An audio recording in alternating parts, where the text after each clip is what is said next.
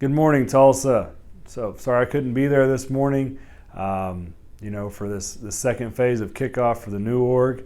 I trust everyone had a great weekend and is getting ready for a very productive, activity-driven week ahead.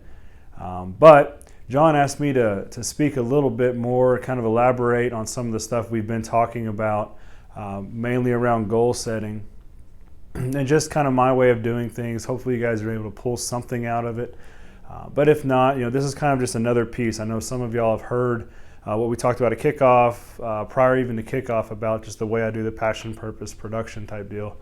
But this is kind of taking another step back, just a little bit more into kind of the routines I use really to keep my goals in front of me as much as possible. We talked about how, finding what you really love about life, to fuel what your purpose is, which, your purpose transcends any title you have. So whether it's management, whether it's agent or whatever, like doesn't necessarily have to be your purpose. Your title's not your purpose. So then all that together fuels your production, which refuels your passion.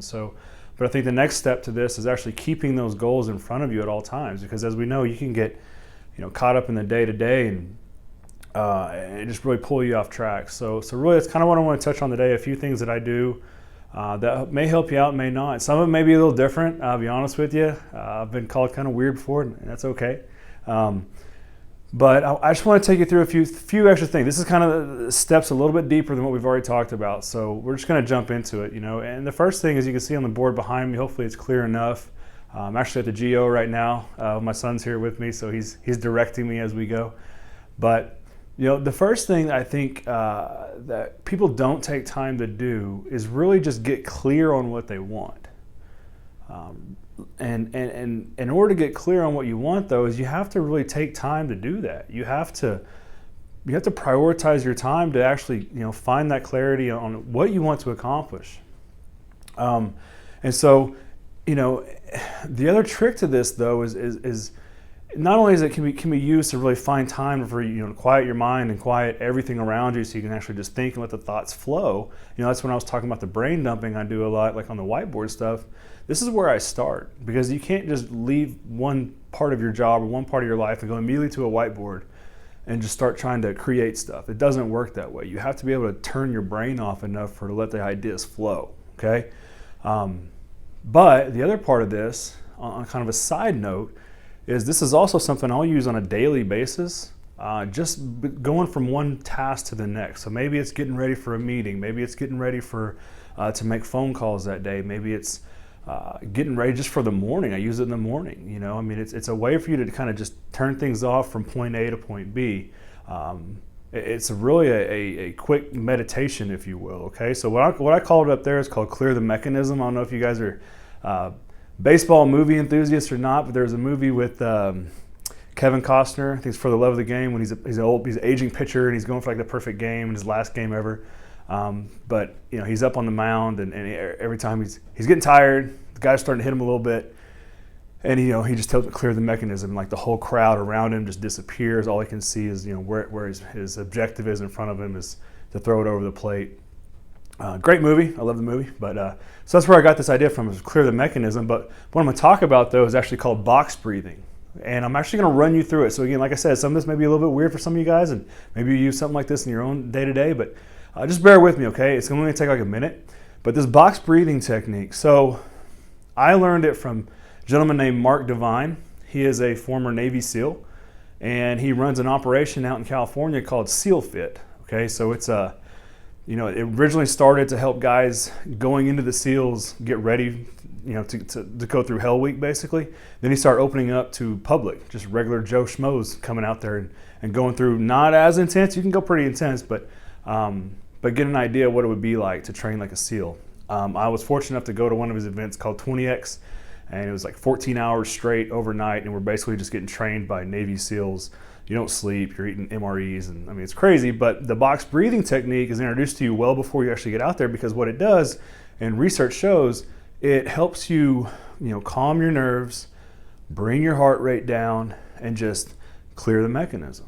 Breathing is that important, and it can literally physiologically change you from a state of high stress and anxiety back to baseline and even below. Okay, so what I want to do, I think if John, if I remember correctly, I'm kind of early in the meeting today, so hopefully this will be actually help you guys out to clear the mechanism and get ready for what's the other speakers coming up and the rest of the meeting today, so you can really maximize your time here. But what I want you to do is I want you to just put everything down, get comfortable in your chair, okay, and again, just bear with me. We're going to go through just 1 minute, basically, of box breathing.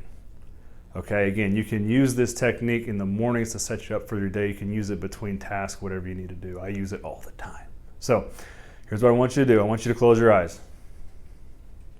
I'm not going to close my eyes because I got to watch the timer, but I want you to close your eyes. And then what we're going to do is you're going to inhale for 5 seconds. You're going to hold your breath for 5 seconds. I'm actually going to count it out for you. And you're going to exhale for 5 seconds. Okay, that's all we're going to do. It's just a little box breathing technique, okay? Here we go. Ready? And eyes closed. Everyone's just chilling. Inhale.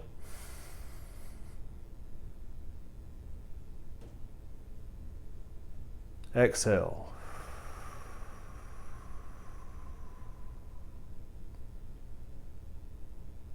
Inhale.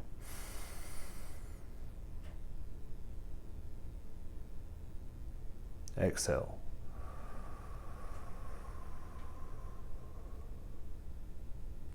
Inhale.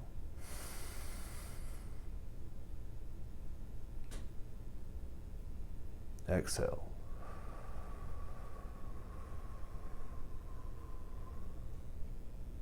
Inhale.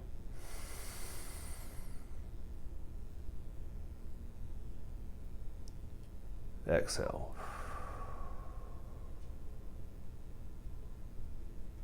One more. Inhale.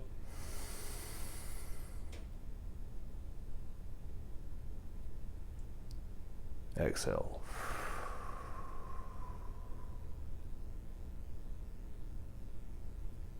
And that's it, guys. So you can really, some of you guys, I know I've done it before where I've gotten a little lightheaded from doing that. And the reason being is, you're totally oxygenating your blood when you do this. And so you're getting a rush of oxygen to your brain. So hopefully you guys felt, oxygenated, obviously, but also you get a sense of peace and calming, and you can tell if you do that, and then you go into like a whiteboard brain dump session, or an important meeting, or an important phone call, or you're about to just get on the phones and start making calls. I use that technique before a workout. Before I did this video, my son asked me, do you do that every time before you make a video? And I was like, yeah, I do. Just to get me clear on what I need to do at that moment. Because we all go through the day changing hats left and right. And so I know I need to do this for this part of my life, and this here for business, and this here. Like, I'm going to use that technique to separate in between each one so I can basically hit reset. It's like losing on Nintendo back in the day. What'd you do when your brother's beating you on Mortal Kombat or Tecmo Bowl, whatever? Boom, hit reset so I can start over. So that's a little technique just to clear the mechanism and get clear. But here's the deal, guys. As I put up there, that's a daily technique. You got to schedule that, though, for at least once a week. And that's what's leading me into number 2 here, is creating your week. Okay, so every Sunday, I'm going to look at my week ahead, and I'm going to create my week. What do I need to get done? Right? We all do that to some degree, right? We look at our calendar, what's coming up the next day. Hopefully everyone kind of knows going into it, but I want to take it a step further. Again, we're trying to prepare ourselves for success, but also have our goals at fingers linked at all times. So every Sunday, I do my box breathing, I get my schedule out, and I'm going to create the week and what it needs to look like. So what I mean by that is what I call are my 4 keys. I create my week, I create with the 4 keys. Okay, what those are, if you remember back to that video we watched with Stephen Covey, and we were talking about the big rocks in your life. Okay, this isn't as big as that. Those are, I'm going to talk a little bit about that later, but the 4 big rocks for your week. Okay, so we can do 1,000 things throughout the week. In fact, sometimes we feel like we are doing multiple thousands of things. But the problem with that can be is every one of those things actually pulling us closer to our goals or not, or are they just like have-tos or what? So it's like, what are the 4? I keep it at 4. If I get all 4 done, then I'll add 1 or 2 more. But what are the 4 big rocks, keys that I have to get done this week to push me further along. Okay, that could be preparing for a close. That could be setting this many numbers. It goes back to the weekly focus plan, but you got to look at it as like, okay, what are the 4 things that I have to get done? No matter what, that this is going to have to get done. Okay, we can fill it around. If you remember the video, we put the 4 big rocks in the bottle or the jug first, and then dumped all the pebbles on top of that, and everything kind of filled around it. But without those 4 big rocks in first, nothing fit, right? So this is my way of taking that, say the 4 big projects, tasks, whatever it is that I have to get done this week. Those are my 4 keys, and then I build around that. Now, when you do that, when you lay out the 4 big things, the next thing you do is you got to take a step further, right? So it's like, what are they? We've established what they are. How am I going to get each one of them done? What are these steps that I have to do? Is there anyone else that needs to be involved? Do I have to get this done before I can get this done? Whatever that is, like lay it out. Don't wait till you're actually trying to get the task or the project done or whatever it may be to figure out how you're going to do it. Have an idea on Sunday before you go into Monday, okay? So how am I going to do that? Last one is, when is it due? When am I going to do that? So it's like, I have a close coming up on Tuesday. Okay. Then one of my 4 big rocks that week is what? Is getting ready for that close, preparing. We've all heard from all the established agents and people on the phone and teleseminars and everything, is preparing needs to be the majority of your time going into meetings, right? So if I know I have a close on Tuesday afternoon, so what is my close on Tuesday? But actually my first key there would be getting ready for that close, preparing for that close. How am I going to do it? What are all the things I have to have done in order to go into that client meeting and be as fully prepared? I would role play it. I would have all my illustrations, all my strategies played out. I would go over it 1,000 times in my head. I actually script out what I'm going to say before I go into the meeting, so I should know it down to a T of what I'm going to present when I get in there. When I'm doing that Monday morning or Monday. If I know it's Tuesday, I'm doing that Monday. Heck, I probably would have been doing a little bit of it on Sunday.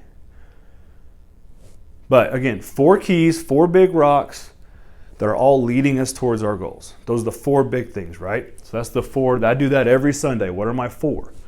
Then every day, after I've got my 4 established for the week, I kind of take it a step further. Okay, what are not the big rocks, maybe the medium rocks, the 4 things, whatever, every day that I got to get done. Again, they're all going to stem around what those 4 keys are for you. But the idea is get the 4 big things done, and then again, fill in with the pebbles around it. Don't try to do the small stuff first, or at least have an idea when you're going to do it. And just prioritizing your week and your energy, really. The last one I want to touch on, guys, if we don't take care of ourselves, you can't take care of your clients, you can't take care of your business, you're not going to hit your goals. And I think, everyone in here has multiple hats. Like I said, we're agents, we're producers, we're managers, we're also friends, we're also parents, we're grandparents, brothers, sisters, spouses, Little League coaches. We all wear 1,000 different hats all the time, right? And, working or that can pull you away from really focusing on yourself some. And if you're not right, you can't be your best for everyone else. We justify we're doing all this stuff for everyone else, and we enjoy it. Like I said, I love coaching and all that stuff, but I know if I'm not right for myself, I can't be the best Little League coach for my son. I can't, so that's where I want to remind you guys on this. This will help you hit your goals if you make daily deposits into yourself. And what I call or learn them as is it's called Core 4. It's just 4 key areas of life that just make a small daily deposit in every single day, every single morning. And it's going to set you up to be better at what you do. It's going to set you up to be a better agent. It's going to set you up to be a better spouse, family, friend, father, sister. It's going to set you up just to do whatever you're doing, but better because you've made that daily deposit into yourself. And so it keeps us tracking forward, right? That's the idea. This is what are the things we can do to keep our goals in front of us, keep us tracking towards those goals at all times. So my core 4, if you will, the 4 areas I make small, and they don't have to be huge. Here's the deal. We're not trying to drop 10,000 points or whatever into these deposits. Don't think of it like that. Like, these are just small little things you can do every day, every morning to kind of set yourself up. And if you want to talk about this when I get back, I'll show you a little bit more on how I do it. I'm not going to spend too much time on it today, but I'm going to show you the 4 areas that just make a small deposit in every day, and you will see your production continue to grow because you're taking care of yourself. Okay. 1 is just your fitness and health. That doesn't mean you have to go do a huge killer workout every morning. It's like doing something healthy, maybe go walk, eat right, whatever. Just monitoring that, maintaining that. So fitness. Your second one is your faith or your mentality. Just making that mental deposit on mental health. Okay. Third one is family or friends, basically your relationships. We're not supposed to go through this by ourselves, guys. So making deposits into other people's lives will come back for you as well. Last one there is your finances and your business. So obviously we can't control where someone buys or not every time.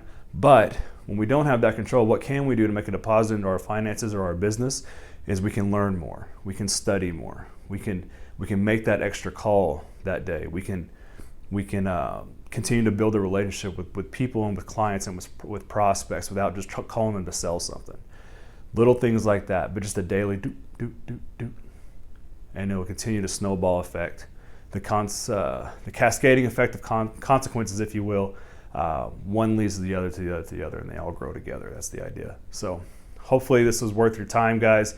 I appreciate it. Have a great week, and I'll see you soon.